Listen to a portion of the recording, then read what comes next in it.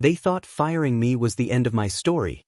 But little did they know, I was holding the one clause that could bring their $300 million merger crashing down. Watch how I turned corporate betrayal into my ultimate revenge. Don't miss a single twist in this story of office politics, greed, and downfall. The morning felt colder than usual, though the air conditioning in the office had always been set at the same icy temperature. Something about the atmosphere was different.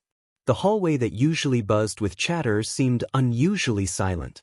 My colleagues avoided eye contact, pretending to be busy with their screens.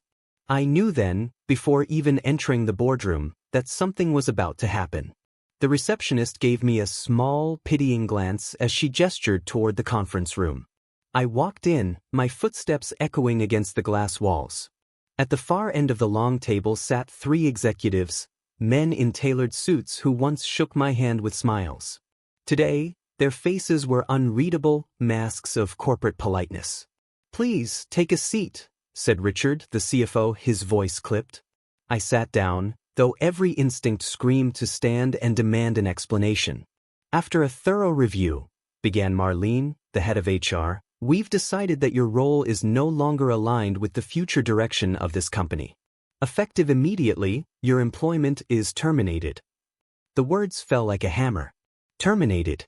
As if years of loyalty, countless nights spent working late, weekends sacrificed, and blood poured into the company's success could be erased with a single sentence.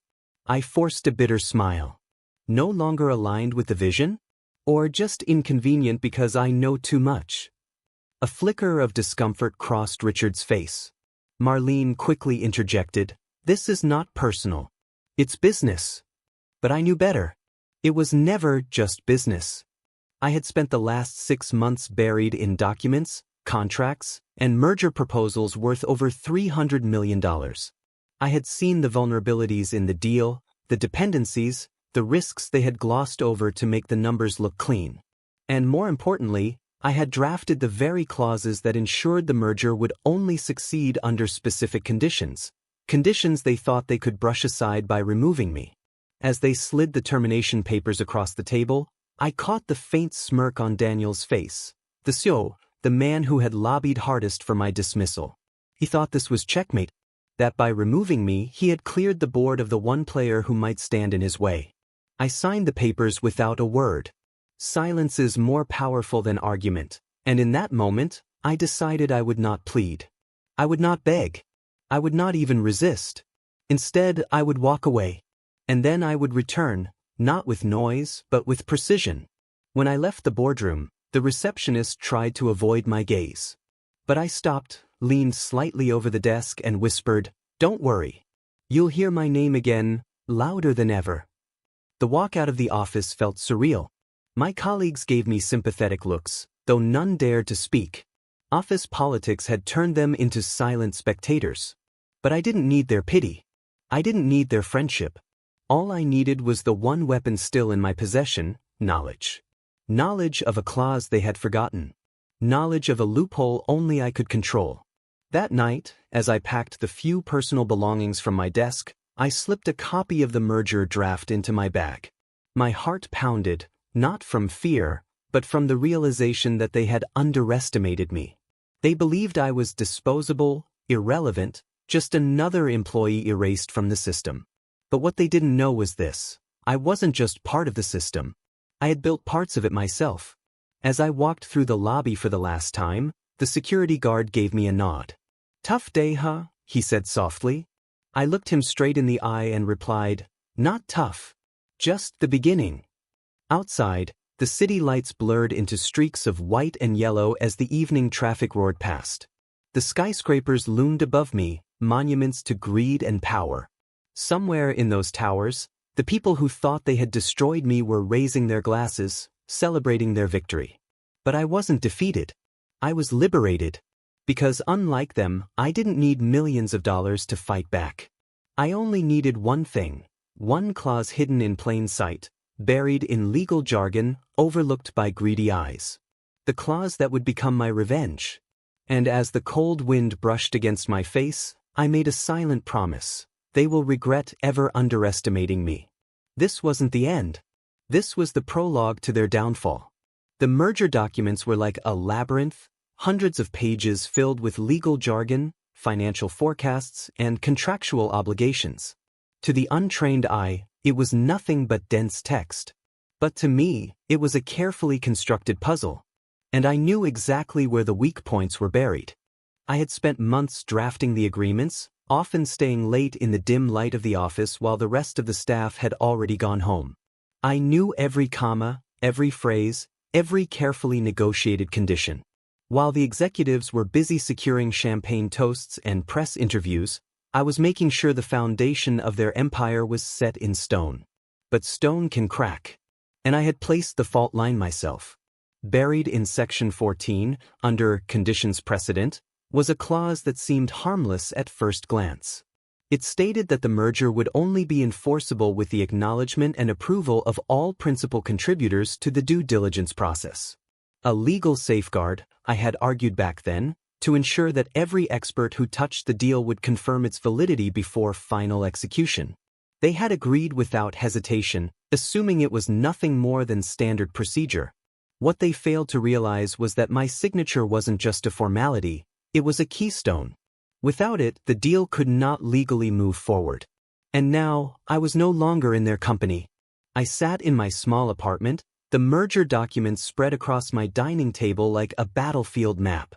A single lamp cast a circle of light over the pages, while outside, the city buzzed with life, oblivious to the war I was preparing. I traced my finger over the clause, rereading it slowly. Every word was mine. Every condition was mine. And legally, they could not bypass it without my consent. A laugh escaped me, sharp and bitter. They had fired me, thinking I was disposable. But in their arrogance, they had overlooked the very foundation of their billion-dollar dream. I leaned back in my chair, considering my options. I could simply refuse to sign and watch the merger collapse under its own weight. Or I could leverage my position, make them crawl back, desperate for the approval of the man they had discarded like trash. But pure refusal felt too merciful. No, I wanted them to suffer the slow burn of uncertainty, the paranoia of not knowing when or how the axe would fall. The next morning, I made a few discreet calls. An old colleague in compliance, a contact in corporate law, a friend in the investor community. Each conversation was careful, veiled in questions rather than statements. But the seed was planted, whispers that the merger wasn't as solid as it appeared, that hidden conditions remained unresolved, that someone, somewhere, held the power to halt it entirely. The corporate world thrives on confidence. Deals are built on trust as much as on numbers. And when trust cracks, even slightly, the entire structure begins to shake. By the end of the week, I knew my whispers had reached the right ears. A journalist I had once helped with background information called me late at night. "I've been hearing rumors," she said cautiously. "Something about a missing signatory? Is it true?" I didn't confirm, but I didn't deny either. Instead, I smiled into the darkness and said, "Sometimes the smallest detail can bring down the biggest empire." She laughed nervously. "That sounds like a story." "It is," I replied. "And it's only just beginning." I hung up and stared at the skyline through my window. Somewhere, in a high-rise office, the executives were preparing for their big announcement. They believed they were untouchable, already counting the billions they thought were guaranteed. But I knew the truth. They were standing on a cliff's edge, and I held the ground beneath their feet. A few days later, I received an email, official, curt, and desperate between the lines. It was from Marlene, the head of HR. The same woman who had looked me in the eye and told me I was no longer aligned with the company's vision. Her words were polite, but her meaning was clear. "We need your cooperation to finalize the merger." I didn't respond. Not yet. Silence, after all, was my sharpest weapon. Instead, I forwarded the email to a secure folder and smiled to myself. The game had shifted. They had tried to erase me, but now, they couldn't move forward without me. The hidden clause was no longer just a line in a contract. It was my revenge weapon, my leverage, my proof that even in their arrogance, they could not escape me. And as I closed my laptop for the night, I whispered into the stillness of my apartment, "The empire falls on my terms." This was no longer about survival. This was about control. And for the first time since my termination, I felt powerful again. I never wanted spectacle. Revenge tastes worse when served with fireworks. Its real power is in quiet, surgical patience. After the claws sat like a loaded instrument in my hands, I set about using it in ways they would never suspect. Not by shouting accusations, but by releasing doubt like a slow leak in a pressurized tank. Once confidence drained, the rest would follow. The first move was subtle, conversations placed like breadcrumbs.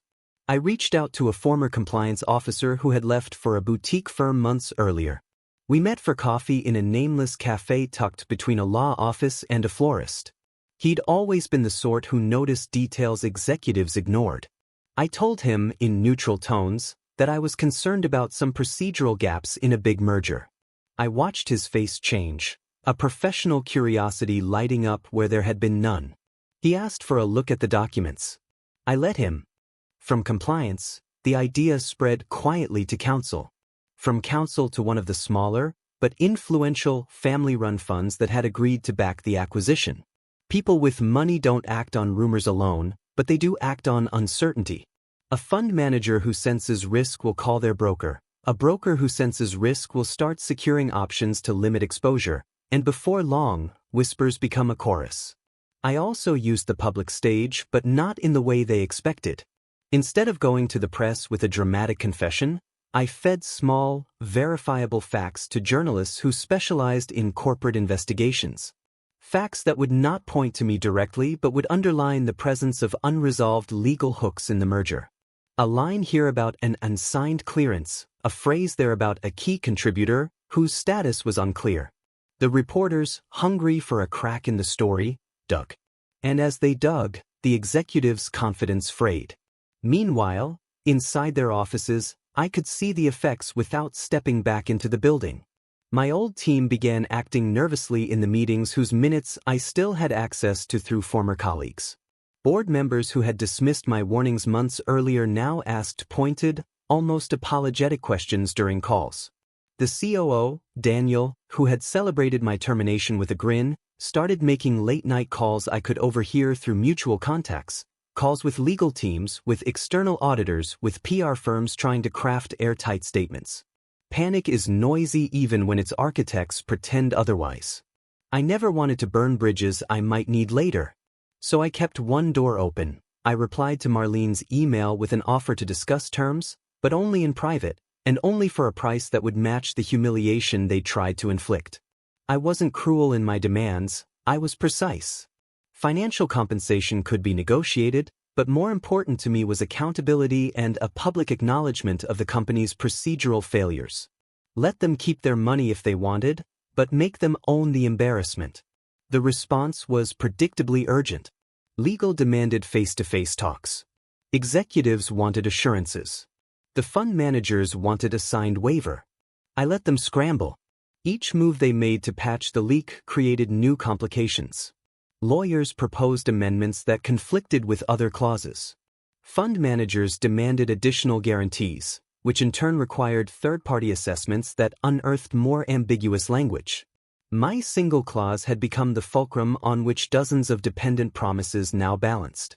I also made contact with a whistleblower hotline operated by a major financial portal, not to blow the whistle, but to ensure there was an official log of concerns tied to the merger. That entry, bland and procedural looking, turned up during due diligence reevaluations and forced the board to address issues in a formal context. What had been a private leverage point had now seeped into institutional risk assessments. Perhaps the most satisfying moments were the small, personal ones. A junior analyst who had once admired me reached out, voice shaking. "They keep asking for numbers I don't have," she confessed. "They pressed us to hide contingencies in the appendix. I'm worried." Her fear was proof my strategy was working. Young professionals don't lie about anxiety when their careers hang in the balance. I guided her to compile evidence quietly and told her she was doing the right thing.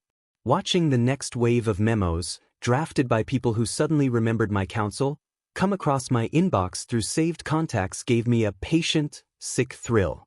As the weeks passed, The merger's timetable collapsed into a fog of postponements and qualifiers.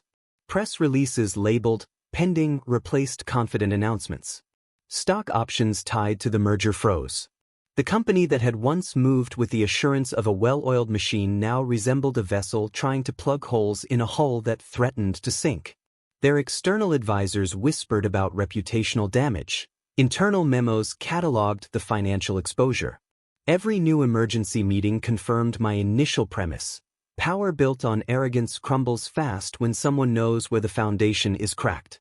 I never physically stormed their offices. I didn't need to. My revenge required patience more than force. Day by day, conversation by conversation, I rewrote the story of their inevitability. Where they once foresaw a triumphant merger and headlines praising their genius, they now stared at a timeline filled with legal reviews, audits, and second opinions. Their confidence, the real currency of corporate life, had been the first casualty. One cold morning, I watched the market reaction from my kitchen table as little green numbers in an app blinked and then turned red. A headline popped up, "Merger delayed pending further legal review." The company's stock dipped. Charitable investors reeled. Lawyers drafted contingency plans. Their triumph had been postponed, indefinitely, perhaps permanently. I allowed myself a small smile. Not of gloating, but of confirmation. The plan worked. The clause had done more than halt a process. It had introduced uncertainty where there had been certainty, and in the corporate world, uncertainty is contagious. But even as the collapse began, I kept my guard. Revenge is a long road, and triumphs can sour into complications. There would be attempts to litigate, to paint me as a saboteur, to erase the moral clarity of my actions. I expected it. I had prepared for it. For now, though, I savored the rhythm of the unraveling. The calls, the memos, the sleepless nights in towers they thought untouchable. Their kingdom was not yet fallen, but the first stones had loosened. And with each one that tumbled, my resolve strengthened. The day they planned to celebrate their victory was the day their world started to crumble. The boardroom that had once been a theater of confidence, where speeches were polished and celebratory toasts rehearsed, filled instead with the sour smell of panic and stale coffee. Phones vibrated with messages that could not be answered fast enough. Faces that had been unflappable only weeks before now flickered with the raw animal fear of people who finally understand how fragile their empires are. I watched it all unfold from a distance, as I had planned, through calls relayed by sympathetic allies, through a stream of leaked memos that landed in my inbox, through the merciless clarity of market updates. The company issued a statement that morning, terse, legal, and desperately optimistic. They announced a pause for additional due diligence, a phrase meant to sound procedural but that echoed like an admission. Investors hated ambiguity. The market reacted with its familiar cruelty, share prices dipped, press speculation spiked, and analysts who had months ago praised the merger now offered cautious, veiled questions. Inside the company, meetings multiplied. The executives who had once dismissed my concerns now convened around tables trying to stitch together a narrative that would reassure. A fraying network of stakeholders. Daniel paced the halls like a man trapped in a dream he could not wake from, making calls that ended with clipped curses and promises he couldn't keep. Richard tried to maintain control, but every time he opened his mouth, a new email would arrive reminding him of another problem, a delayed audit, an unresolved signature, a compliance memo that contradicted an earlier assurance. Their media team attempted spin. They produced glossy Q&A sheets, hired crisis PR firms, and scheduled interviews with compensated pundits. But spin is superficial. It does not fill holes in legal foundations. Reporters smelled blood and circled closer. The journalist I had seated with hints published an investigative piece that evening. Factual, restrained, and devastating in its implications. The article cited procedural lapses, named the missing acknowledgments, and quoted anonymous sources who suggested the deal had been rushed. The piece did not need to accuse me. It simply mapped the weakness I had exploited and watched it expand. Board members who had been silent in the face of my termination now demanded answers. Blame ricocheted across the executive suite like a badly aimed missile. Daniel pointed at compliance, Compliance pointed at counsel, counsel pointed at the process. In the end, their finger-pointing read like a suicide note written in suits. The board convened an emergency session, and under the harsh lights of governance, the cracks showed. Apologies were drafted and redacted. Someone suggested terminating an external partner, someone else whispered about litigation. But litigation takes time, money, and a pristine public record, things they no longer had. The fund managers began to withdraw support. One by one, minor backers stepped back, unwilling to risk capital on a deal mired in legal uncertainty. Major institutional investors, cold and clinical, started to reassess their positions. The company's valuation wavered, then slid. The numbers in dashboards turned from green to alarming red. An entire narrative of inevitability, the merger as a fait accompli, unraveled into a messy, expensive, and public saga. I received messages from people I had only known at work. Apologies, pleas, confessions. A few admitted guilt, that they'd turned a blind eye, that they'd prioritized headlines over integrity. A junior lawyer wrote to say she had tried to raise concerns but had been shut down. I replied to some, ignored others, and read the flood of correspondence with a steady heart. This was not about gloating. It was about seeing justice, however imperfectly, administered.